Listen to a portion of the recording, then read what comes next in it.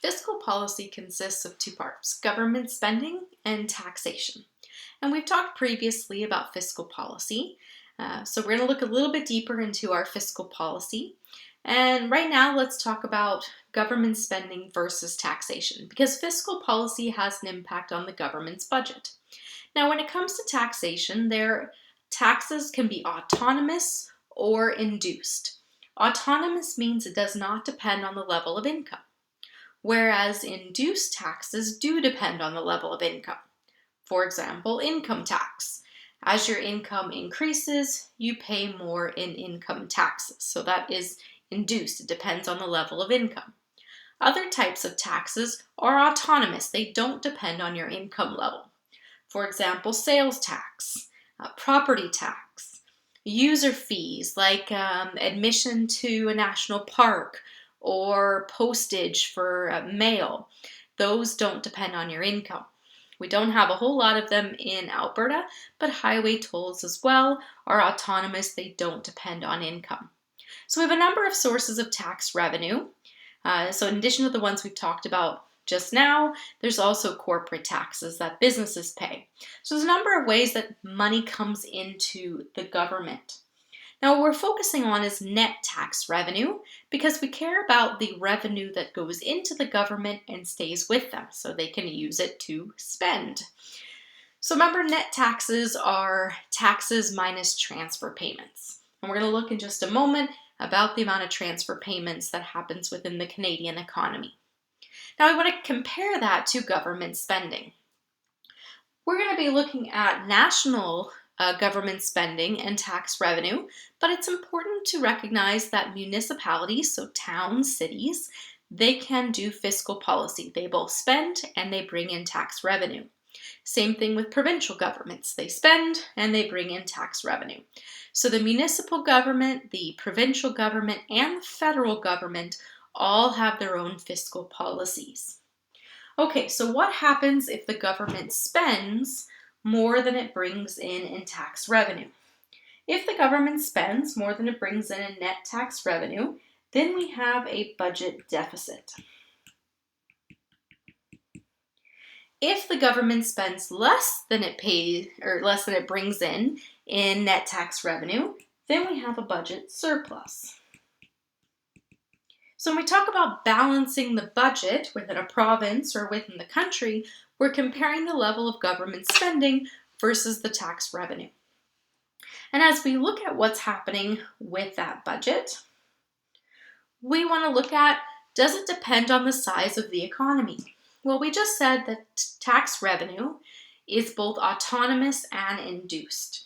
And you can see it's autonomous. There's a portion here that crosses the vertical axes. So even if we had no income, we'd still be paying some taxes. And then as our income increases, so does the tax revenue. That's the income tax. Now, government spending in comparison does not depend on the level of income or the size of our economy. Government spending is autonomous. That is, the government decides how much it wants to spend based on its priorities. It may decide that it's a priority to stimulate the economy, in which case government spending is going to be high. If its focus is on paying off the debt, government spending will be low. If its priority is to reduce the size or influence of the government, so get that government out of the way of individuals and businesses, they might spend less. So it depends on the priorities of those who are in power. So government spending is autonomous, does not depend on income.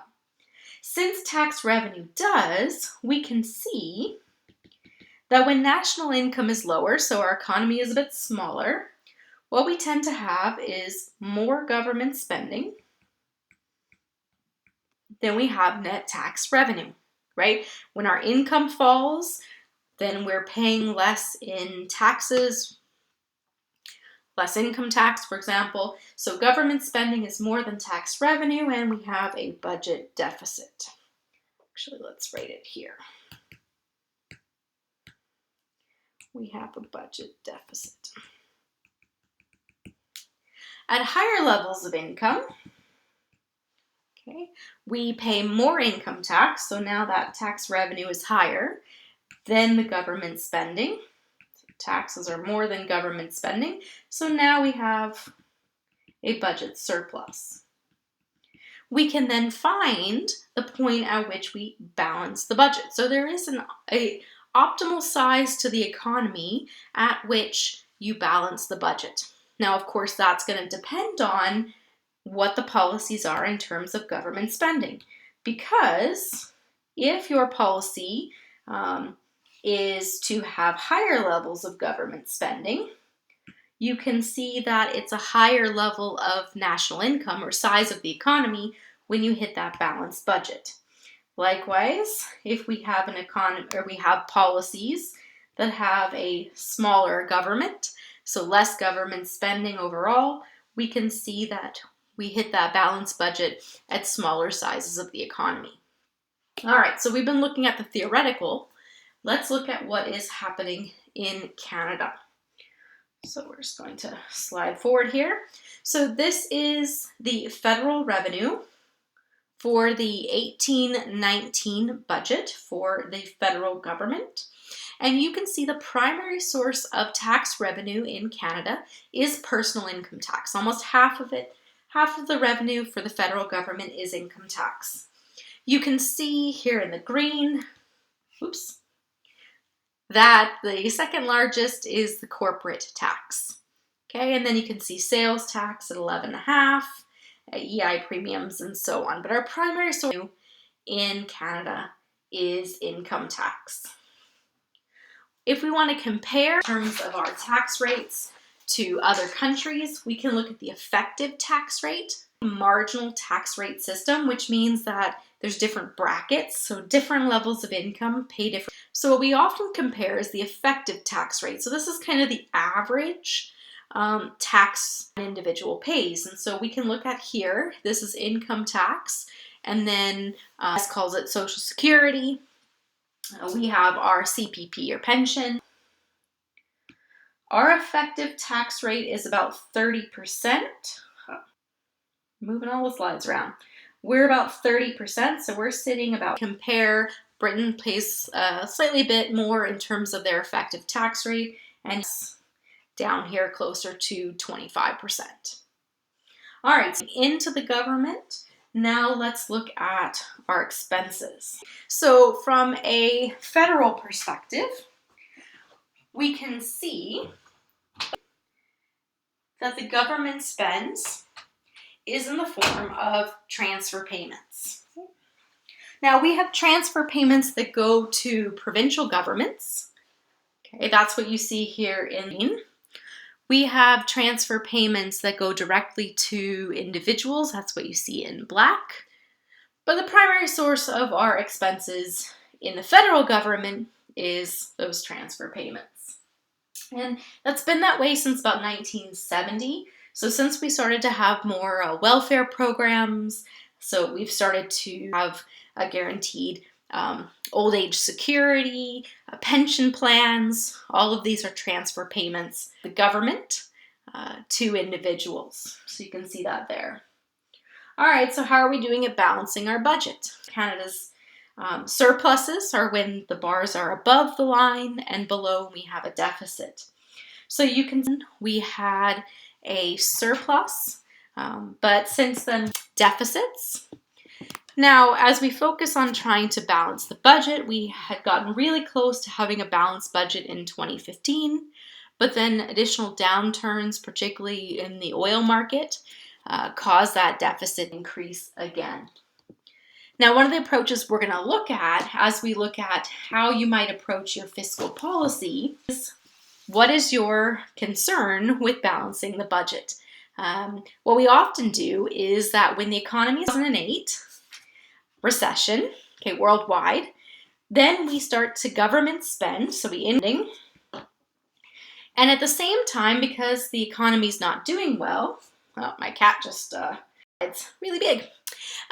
So when the economy's not doing well, what happens is that we get less income. If less income, we are not paying as much in income taxes.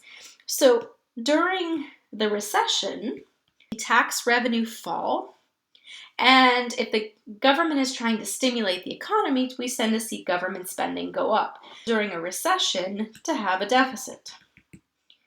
The question becomes, what do we do in the good times? So when the economy gets, are we then using our surplus that we're getting to help pay off the debt that we're in rough times? And we'll look more at that in the next couple videos.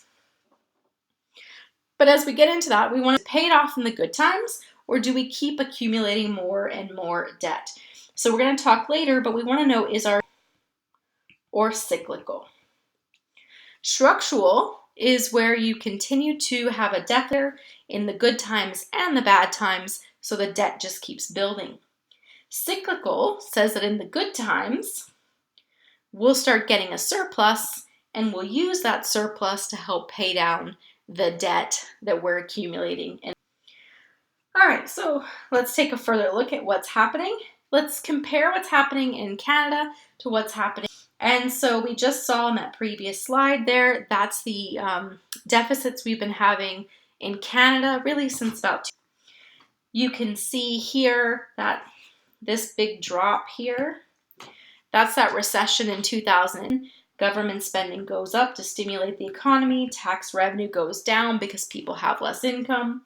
So prior to 2008, the US was already deficit spending, that's what you see here, and then the recession made it worse. You see as the economy improves, there's less of deficit spending because tax revenue is increased. We start to see changes to taxes.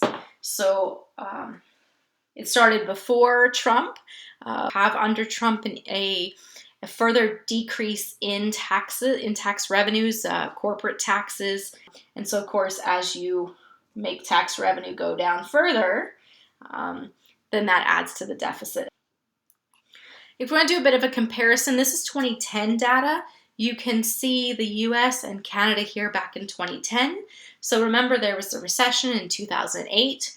We're still feeling the residuals of it in 2010. And Ireland had a big problem in that 2008 recession. And the problem they had is that prior, the Irish government was funding their pension plans by investing in youth. And then the problem was in the 2008 recession, there was a housing bubble burst. People started defaulting on all of their homes, and the housing market crashed. Well, then all of that money that the Irish government had planned as return people's pensions was gone. So suddenly you see huge deficit spending in Ireland as they no longer to pay for people's pensions, and now they're having to spend essentially money they don't have, issue bonds, borrow money. So that's what you're seeing here. Ireland was particularly hurt by that 2008 recession because of how their government had invested their pensions. All right, so let's look forward. When do we plan to balance the budget? What's it balancing the budget in Canada in 2015? But then oil prices fell again. We had a little mini recession, and we started to have deficit spending again. Well, if you look at here, this is the 2019 proposal and their plan for when they're going to get back to a balanced budget. And you can see based on the current after 2025, before we're back to a balanced budget. How does that compare to the US? All right, well, this graphs here, they're a little old. They're the budget for the US. Back in, I believe these graphs go back to 2010. And we talked before about how they've been deficit spending long before the 2008 recession. So one of the challenges that the US has is that when you look at their budget, they're going to have a real hard time with this budget. Now, under Obama, there was a plan to reduce the deficit. You can see that's the light blue here. Now, whoever's in office tends to be a lot more optimistic about balancing the budget than the numbers really indicate. CBO is the Congressional Budget Office, and they're a nonpartisan that looks at the impact of proposed fiscal policy. So you can see here under Obama, the plan to reduce that deficit spending, but CBO says really your plan doesn't accomplish as much as you think it does. Here is the fiscal policy plan under Trump. You can see in the blue, that's that line that's going down, that's their plan to reduce. And again, CBO says, no, your policies are not going to reduce the deficits as much as you think. There, that says, in fact, you're going to be adding to the deficit and the debt's going to go up. Well, how come Republican and Democrat presidents can't seem to balance the budget in the US? Well, the real problem is that we need to look at what they're spending their money on. So the graph that you see here on the right, what they're spending money on. What's mandatory spending, so got to operate the country, have defense spending, and then you can also see blue, the interest on the debt. You can maybe see in this chart here. So this graph in the center shows you in light green. In the darker green, that is the expenditures. Okay, well, notice on into the future, even past 2028, they're not balancing the budget. Well, how come that? Why is that? Well, is that if we take Medicare and Medicaid, so we look at how much they spend. Remember, this is government-funded healthcare, as well as Social Security, which is the equivalent of our CPP. If you combine that, then that alone is $2 trillion. And the total revenue for the federal government is 3 points. So those two entities alone take up almost all of the revenue. And if you look at defense spending and the interest they owe on their debt, you've the amount of tax revenue that the entire federal government. So you can see it's really hard to ever balance their budget because of those big costs are not just something you can easily slash or cut. Part of the challenge that the US has is that the interest is getting bigger, and you hear about government shutdowns in the US issue with being able to actually pay the interest on their debt. Just like with your own credit cards, pay the interest on your loans, no one's going to loan you any more money.